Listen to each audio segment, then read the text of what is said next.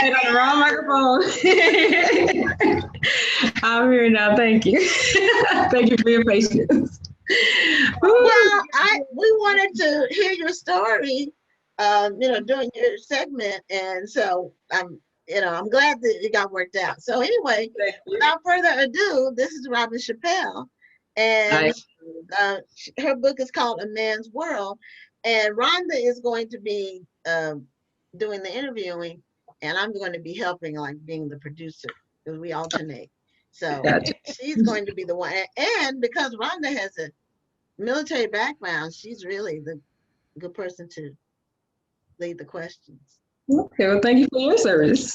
Well, Thank- let's just jump in there because we want to make sure you okay. have all the time in the world to talk about your book. So your book is going to be released October 31st. Well, actually, I'm going to go ahead. I had to change that date to January 1st because it was just something about this year. I didn't want to release anything yet. So I said January 1st, I think is a very much more appropriate date. I wasn't going to do kind of like a Halloween thing, but I was like, no. New year, new beginning. I understand. Yes. So, you were born in Fort Belvoir, Virginia. I'm actually moving to the DC area, so I'll probably be at work quite a bit. But so I know what it's like to be a military brat. Both my parents were in the Air Force. So Wow. what was that experience like for you? It was great. My dad was the one in the army, so he was active duty. And from Fort Belvoir, we like lived in Germany for 5 years. We went back to Fort Belvoir. He was working at the Pentagon, so he'd been to a lot of different places. And he decided to retire here.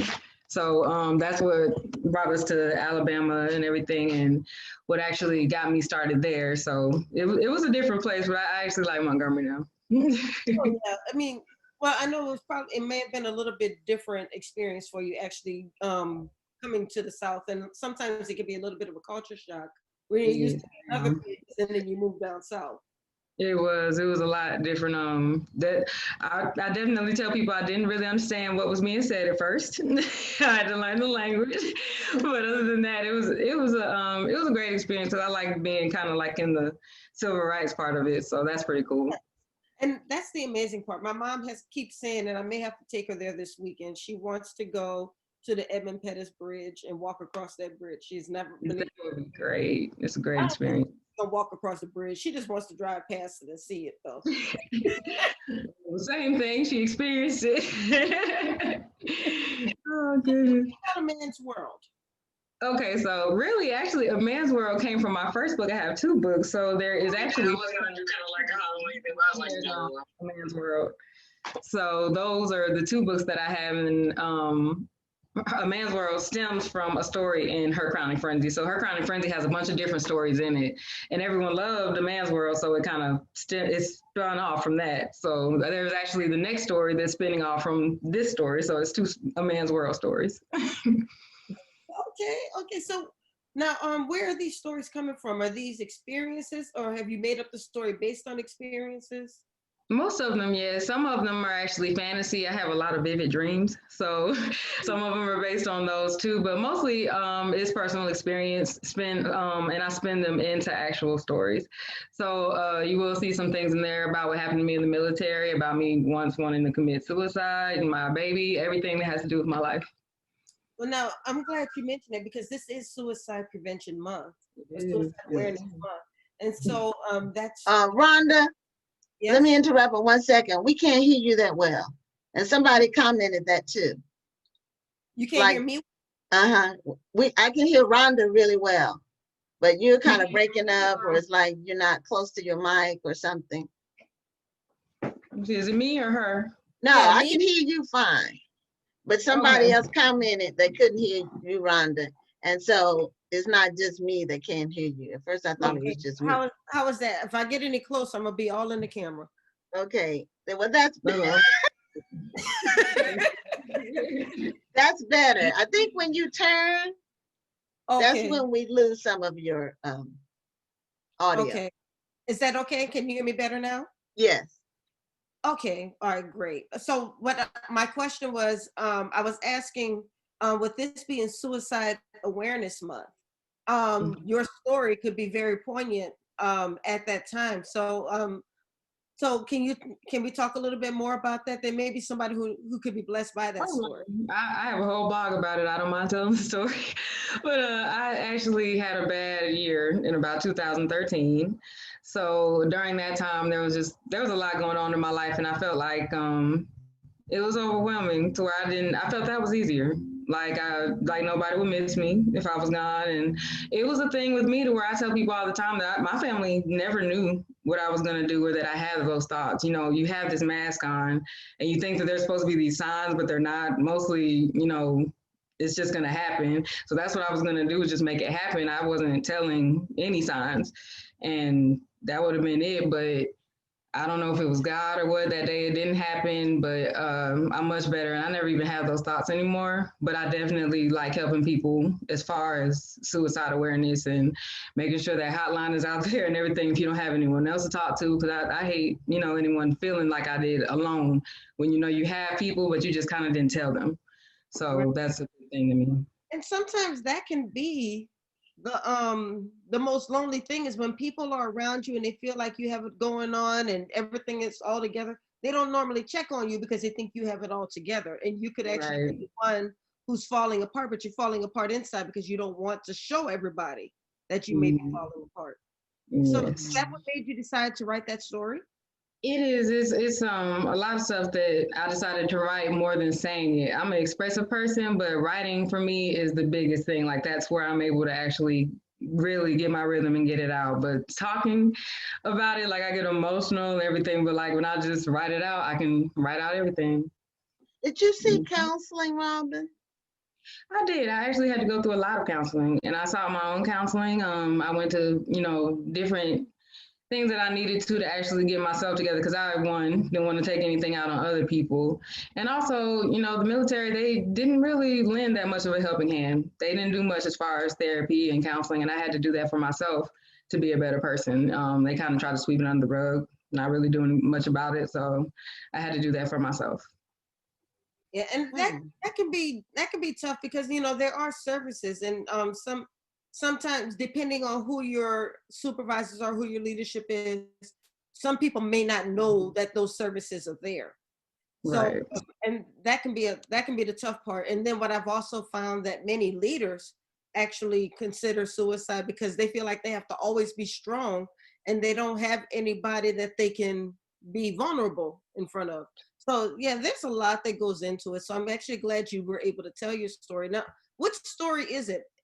In which book? So in case somebody would want to read more on that. Okay, so actually it's, well, Her Crowning Frenzy has a lot of them, but there definitely is the whole section of actually pain. That's everything that has to do with that, with suicide. So if they just go through that whole thing, that would be a helpful section. But most of it falls into it anyway. Like I said, like the first one about my child, all that change in my life, it makes the difference. Wow. And you also mentioned earlier your vlog. It's called The Vision. Yes, ma'am. The Vision. And on that, I mostly love to talk about writing, but I also have a character called Penelope Smarts that everybody likes. And she does the word in the book of the day. So she thinks she's just fancy and has a English accent, but she just gives those words that nobody really actually thinks about on a regular basis and does a whole skit with it. So I love playing different characters, and she's my like little literary character, Penelope Smarts. Oh, that's, first of all, the name is cute. It is.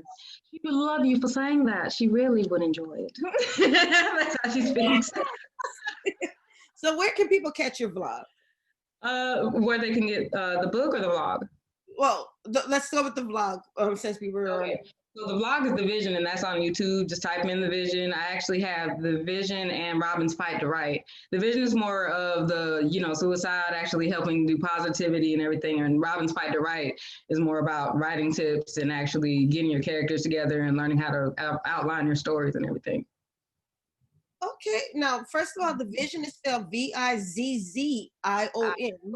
Yes, and thank you for clarifying that. So Vizzion. You know, somebody's gonna look for it and say, "I can't find it."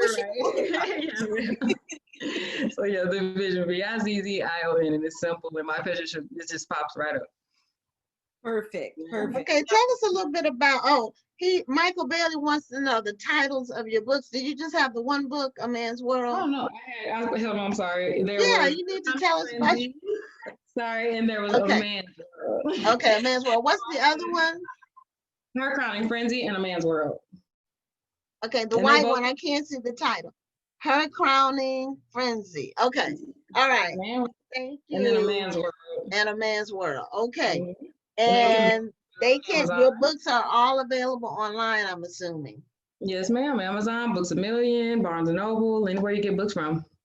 Okay. And also your website, robinchappelle.org. Yes, ma'am. You can get them on there also. Okay. Tell us a little bit about your nonprofit, Harmonious Grace.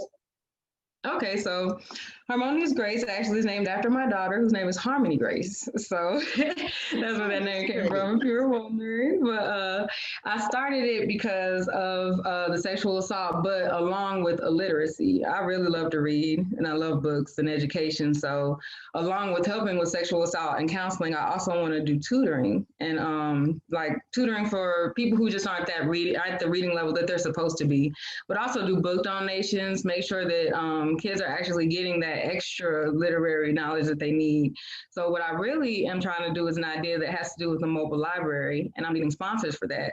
So it's just actually going to be a library that's on wheels, but I wanted to have like all of the available things that you would need as far as if you're out of school, like Wi-Fi, tutoring if you need it with your homework. So that's what I've been working on lately with that. And I'm trying to get counselors for the sexual assault part. Okay, did you start it before COVID? Because it seems perfect for COVID. Yes, it is. That's what came about with that. Because I'm like, I was wanting to do book fairs, like a bunch of book fairs in public schools where it was free of charge. And we just had like even characters and stuff, and just like the regular scholastic book fairs that we used to have and love. And I see that they don't really do stuff like that anymore. So I want to just visit schools. But now with the COVID, I had to reevaluate everything. And I figured maybe a mobile library would actually be a better idea right now. Okay. So have you actually gone out with the mobile book fair thing? Have you actually gone out with it yet? Sponsors and all that. So that takes a lot, because I'm trying to like make sure it's enough room for everybody to like be the end and make sure you can look at books, rent books, whatever you want to do as far as get tutoring, school supplies, laptops, all of that. Okay, now with this, I'm sure that there are going to be people who may want to support this, because it is great, because you're actually bringing the books, you're bringing the knowledge to the kids. Yes. So let's say there's somebody who maybe wants to donate books or donate funding. What is it that people can do to support this foundation? Okay, I'm glad you asked, because actually people have already been donating books, and thank you to all that have.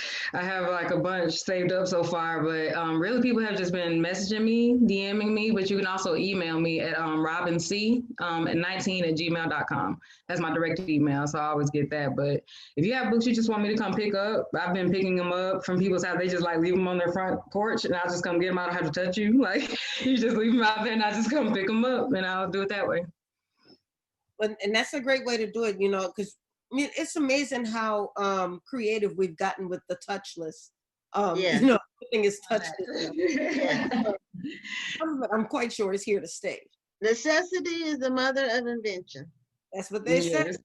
Definitely. All right, so we only have a couple minutes left, unfortunately.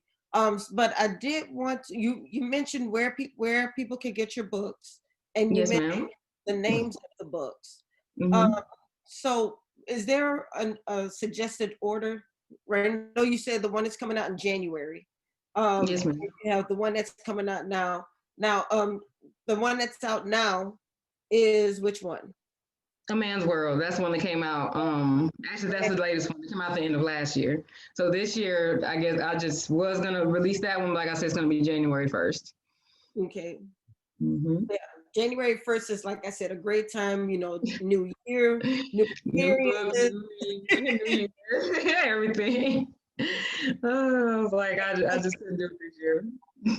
Now, A Man's World, is it a group of stories? Is it one A Man's World is one complete story. It's actually prose poetry. So it's a poem, but it's a story. It's all poem. It's a story. Yes, ma'am. That's a lot to be able to do a prose story and to be able to tell that one story. And this story is kind of centers more on the sexual assault. This is actually more of a science fiction story, to be honest. It doesn't center on the sexual assault, but this was like a fan favorite in the first book, and it actually has to do with a world called Adamic that doesn't have any women. It's nothing but men who just work all day, and that's their whole goal. And they've actually executed all of their women because of a king who was cheated on, and just feels like women are the devil and they're evil and they shouldn't. That sounds like a couple of people I had to unfriend on Facebook. So it's like they don't know that they killed all their wives and stuff, and they have to stop him in this next book because the other men don't know. Yeah. Mom, she's ready for that next part. She's like, oh, to be continued. Like, no. So that's everybody. Yeah.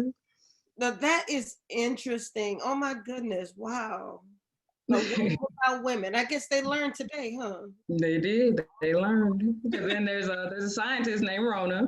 She has a time machine, and that's what makes them figure it out. She comes down and she talks to this one guy who realizes what goes on because she opens his eyes, and that's when they have to go save the other men. Wow. Yeah. Y'all go out and get this book. As mentioned, you can go on Amazon, you can go on Arthur House, Barnes and Noble, Google Play Books, Apple Books. And now if we order them from your website, will we be able to get it signed? Actually, if you would like to get it signed, please make sure you direct message me, or you can email me and I'll make sure I sign it and mail it to you personally. No charge. Oh. Yes, ma'am. Well, there's a charge for the book, though. Of course.